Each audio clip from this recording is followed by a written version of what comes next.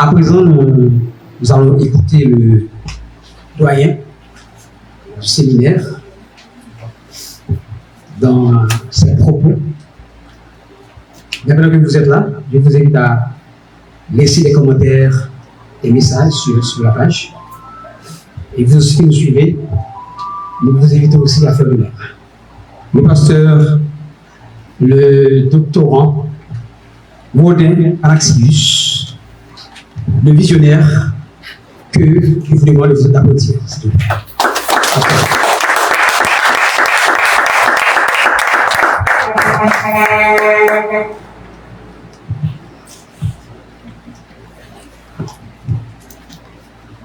Honorable doyen aux affaires étudiantiles, le révérend Samy Jean-Denis,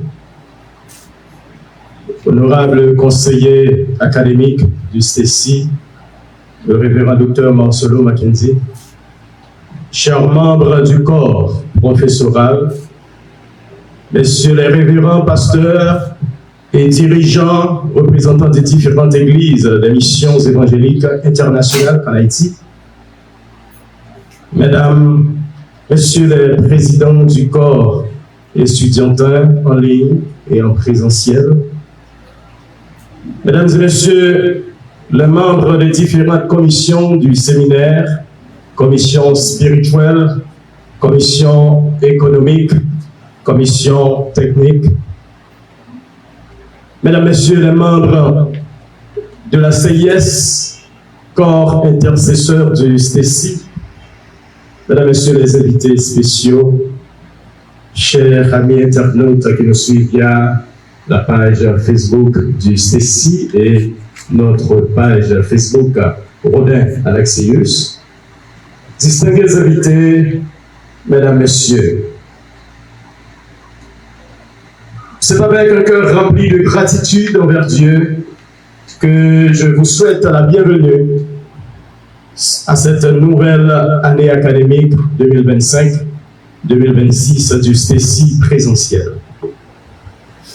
Avant de tourner pleinement notre regard vers l'avenir, il est juste de revenir sur l'année académique écoulée. L'année 2024-2025 a été pour nous tous une année remplie de défis et d'épreuves. Parmi les principales difficultés, énumérons quelques-uns. Les contraintes logistiques et matérielles qui ont parfois retardé la tenue de certains cours et activités, les défis financiers qui ont mis à l'épreuve la capacité de certains étudiants à poursuivre leur études sans interruption, les perturbations liées aux circonstances extérieures, notamment certaines restrictions sanitaires et la nécessité d'adapter certaines méthodes d'enseignement, la surcharge du travail et la fatigue qui ont touché tant nos professeurs que nos étudiants. Nous le savons. Pourtant, malgré ces obstacles, nous avons constaté avec joie qu'une grande majorité de nos étudiants ont persévéré avec détermination, assistant aux cours, participant activement et cherchant à progresser malgré les difficultés. Nos professeurs ont fait preuve d'un engagement exceptionnel, allant au-delà de leur responsabilité pour soutenir les étudiants et assurer la continuité de l'enseignement. Ensemble, nous avons su maintenir l'unité, la discipline et la foi, prouvant que la mission de formation du séminaire ne peut être arrêtée par les difficultés.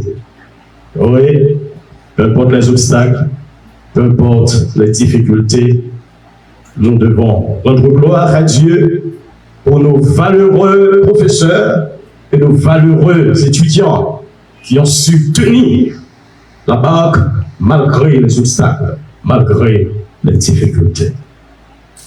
À tous, je veux dire félicitations et merci pour votre persévérance, votre résilience et votre fidélité à la mission du séminaire. Votre attitude face à l'adversité est un exemple pour les années à venir. Aujourd'hui, en ce début de l'année académique 2025-2026 du STECI présentiel, nous abordons cette nouvelle année avec un esprit renouvelé et un engagement renforcé sous le thème « Former pour servir avec excellence ». Former pour servir avec excellence. Nous voulons encourager chacun à poursuivre l'excellence de la formation intellectuelle, spirituelle et pratique. Notre thème, former pour servir avec excellence, n'est pas seulement un slogan pour cette nouvelle étape mais pour cette rentrée. Et c'est une vision, une orientation spirituelle et pédagogique qui résume la mission du séminaire. Former une vocation divine. Former, c'est bien plus qu'enseigner.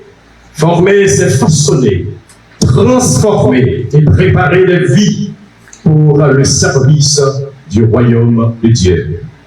La formation véritable touche non seulement l'intelligence, mais aussi le cœur et le caractère. Au séminaire, nous ne transmettons pas seulement des connaissances théologiques, nous collaborons avec le Saint-Esprit pour façonner des hommes et des femmes selon le cœur de Dieu. N'est-ce pas vrai, chers étudiants? Amen.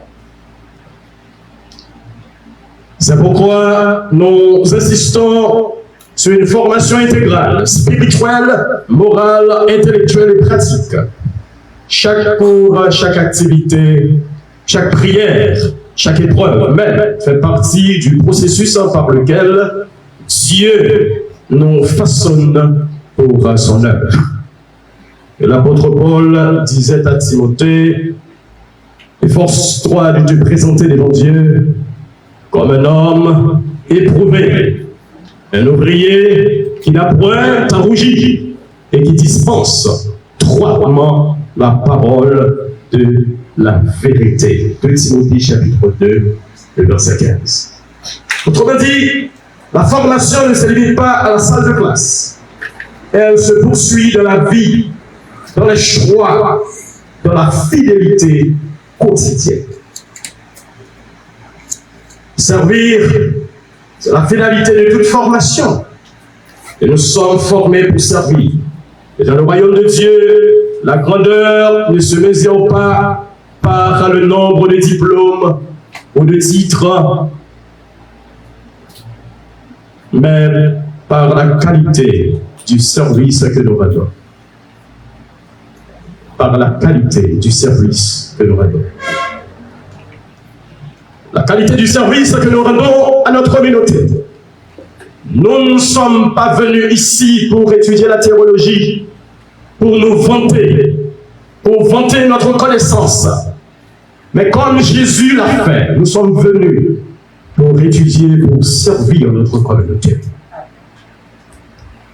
Voilà pourquoi nous souhaiterions à nos étudiants qu'ils soient des serviteurs.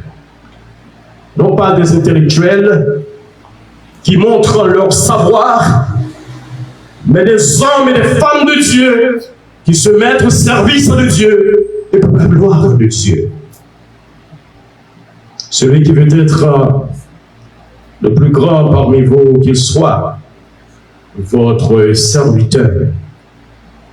Le service chrétien n'est pas une option, c'est un devoir sacré. Et c'est dans le service que notre formation trouve son sens. venir passer 4 années dans un séminaire de théologie sans pouvoir être utile au Seigneur, cela ne veut dire rien si nous ne sommes pas utiles à notre communauté. Soyons, chers étudiants, des hommes et des femmes utiles de notre communauté. Notre société a besoin d'hommes et de femmes serviteurs, non pas de spectateurs, des leaders humbles, compatissants, compétents et fidèles. Oui, notre assemblée a besoin des hommes humbles, pas des orgueilleux, mais des hommes qui viennent étudier pour vanter leur connaissance, mais des hommes humbles qui servent avec humilité. Voilà le but de notre formation, préparer des serviteurs utiles entre les mains de Dieu. Et avec excellence, le mot le plus fort, c'est une exigence spirituelle. Et le mot excellence signifie se distinguer par la qualité, la rigueur et la fidélité. La qualité, la rigueur et la fidélité. Dans le monde, l'excellence est souvent associée à la performance ou au prestige. Et dans le royaume de Dieu, l'excellence, ça commence dans le cœur. L'excellence commence dans le cœur. Et c'est le désir de donner à Dieu le meilleur de soi-même. Et l'apôtre Paul nous exhorte, tout ce que vous faites, faites-le de bon cœur, comme pour le Seigneur. Et non pour les hommes. Tout ce que vous faites. Vous êtes pasteur de votre assemblée, vous êtes évangéliste, vous êtes docteur de la parole qui enseigne les gens, faites-le de bon cœur, comme pour le Seigneur. L'excellence chrétienne, c'est donc étudier avec sérieux, même quand personne ne regarde, servir avec intégrité, même quand personne ne félicite, persévérer avec foi, même quand les ressources manquent. Former pour servir avec excellence, c'est refuser la médiocrité spirituelle. Refuser la médiocrité spirituelle et intellectuelle. Et c'est aspirer à la qualité de la pensée, la conduite et le service. Chers nouveaux étudiants, bienvenue dans cette famille académique et spirituelle. C'est une grande famille, la famille Cécienne. N'est-ce pas? J'entends votre amen très faible. Amen. Ne le saviez-vous pas que la famille Cécienne est une grande famille? Amen. C'est une grande famille. Et la famille académique et spirituelle, c'est une grande famille. Vous commencez un parcours passionnant, mais c'est un parcours exigeant. Un parcours passionnant lorsque vous vous adonnez à l'étude, lorsque vous vous adonnez au Seigneur, lorsque vous vous présentez comme des étudiants studieux. C'est un parcours passionnant. Certainement, vous allez trouver des révélations extraordinaires de la part de nos très chers éminents professeurs, mais également de la part de Dieu. Votre présence ici pour expérimenter la parole de Dieu, pour apprendre la parole de Dieu, c'est surtout pour vous, tout d'abord. Pas pour les gens que vous allez servir, mais c'est pour vous tout d'abord. Il y a des personnes que Dieu appelle au ministère, c'est pour leur salut tout d'abord. C'est pour vous-même tout d'abord. C'est pour votre transformation tout d'abord. Acceptez que Dieu vous transforme pour sa gloire. Vous commencez un parcours passionnant, mais je dis que c'est un parcours exigeant. Êtes-vous disposé à satisfaire aux exigences de ce parcours? Êtes-vous disposé? Amen. Vous allez apprendre, certainement, vous allez réfléchir, et vous allez prier, et parfois lutter. Ah oui, pour vous qui embrassent l'étude avec sérieux, certainement vous aurez des luttes, il y a des luttes. Mais rassurez-vous, la victoire est vôtre. Hein? Amen. La victoire est vôtre. Ne soyez pas effrayés, ébranlés par les défis. Ils font partie de la formation. Oui, ils font partie de la formation. Ici, Dieu ne façonne pas seulement votre tête, mais aussi votre cœur. Alors, je vous invite à cultiver la discipline, car sans elle, la vocation s'étouffe. L'humilité, car c'est la clé de toute croissance spirituelle. La persévérance, car la route vers l'excellence est très, très longue. Mais cependant, c'est une route glorieuse. Ah. C'est une route glorieuse.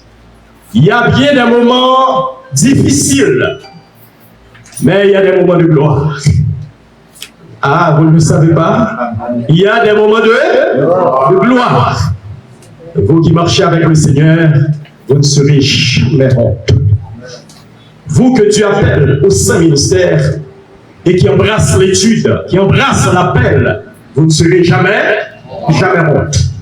Au temps convenable, Dieu élèvera votre tête dans votre famille, parmi vos camarades de promotion qui ont choisi soit la comptabilité, soit l'ingénierie, soit la médecine, et qui peut-être se moquent de vous pour vous dire, mais qu'est-ce que vous faites là? La théologie. Qu'est-ce que vous allez faire avec la théologie? Je vous conseille cet après-midi, embrassez l'étude avec sérieux et vous verrez combien la main de Dieu va vous guider. Amen. C'est une route glorieuse. C'est une route glorieuse. Ne cherchez pas seulement à réussir vos cours, chers étudiants, mais à devenir des hommes et des femmes de Dieu, équilibrés, fidèles et passionnés du service.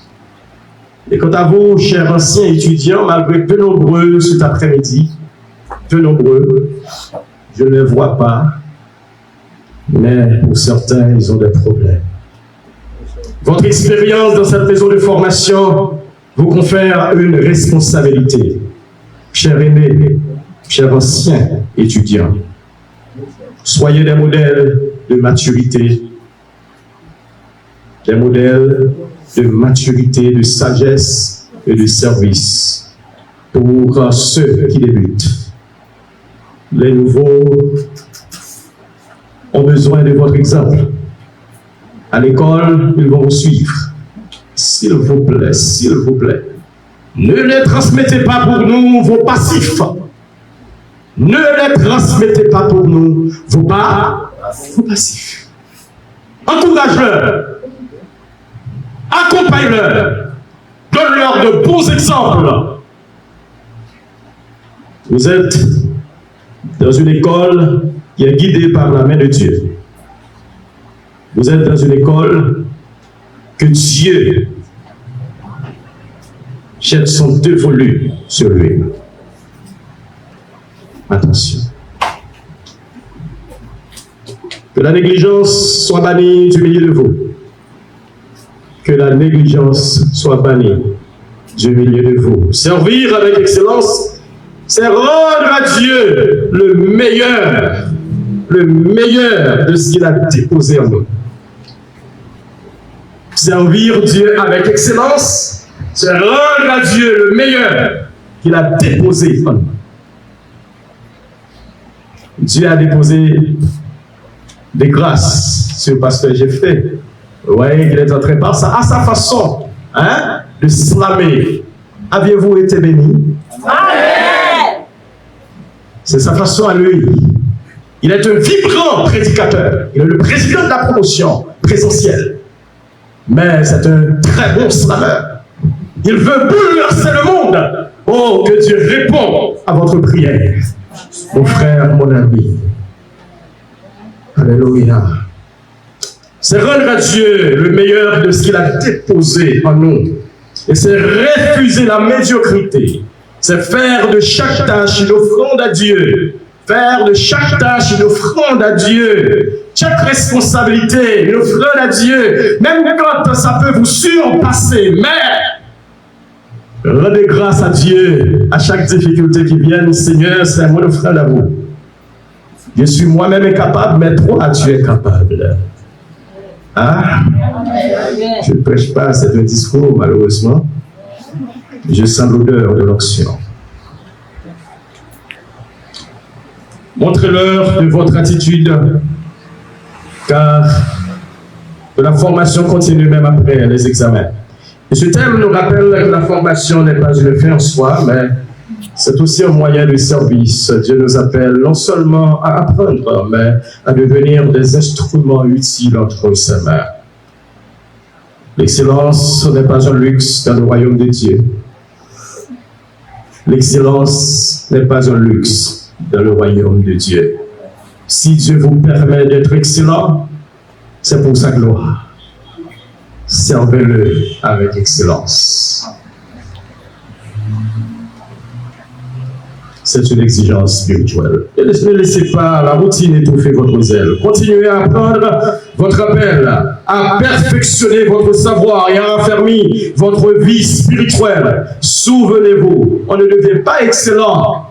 On ne devient pas excellent par hasard, mais c'est par engagement. On ne devient pas excellent par hasard, mais c'est par engagement. Il faut que vous vous engagez dans le travail de Dieu, dans l'appel de Dieu. Rappelez-vous aussi, la connaissance sans le caractère ne sert pas le royaume. La connaissance sans le caractère ne sert pas le royaume. Continuez à viser plus haut, à viser plus grand, viser plus loin. Non pour une gloriole personnelle, mais pour la gloire de Dieu. Chers professeurs, chers collaborateurs, notre mission est noble, mais exigeante. Former des serviteurs fidèles est un travail de semeur et d'artisan. Et chaque enseignement, chaque accompagnement, chaque prière compte. Continuons à travailler ensemble avec unité, avec excellence, afin que nos étudiants deviennent des flambeaux pour la gloire de Dieu.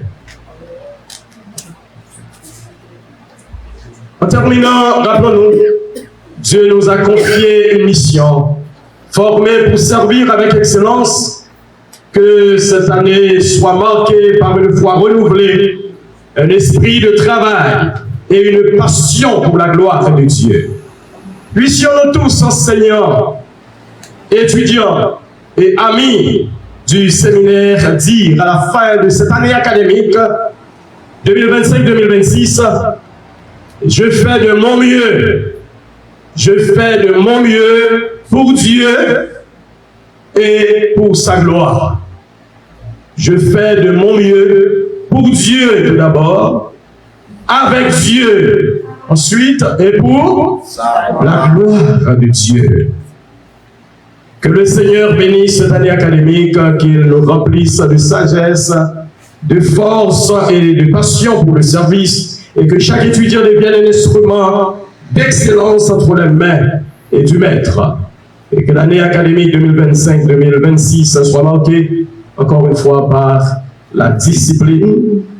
Vous savez que j'aime la discipline, la persévérance, et la communion fraternelle et la passion pour le service de Dieu avec excellence. Que le séminaire continue d'être une source intarissable du savoir, comme son nom l'indique. Vraiment, c'est un nom inspiré de Dieu. L'UCC est une source intarissable. Amen. Amen. L'UCC est une source intarissable. Pourquoi l'UCC est une source intarissable? C'est parce que nous, en tant que visionnaires, c'est parce que nos professeurs, eh bien, nous sommes tous connectés avec le Seigneur. Amen. Nous ne transmettons pas des connaissances acquises à l'école, dans les livres, et cependant nous partageons nos expériences avec nos étudiants. Amen. Ensemble, avançons avec courage et confiance. Dieu est fidèle, et celui qui a commencé cette bonne œuvre en nous la rendra parfaite.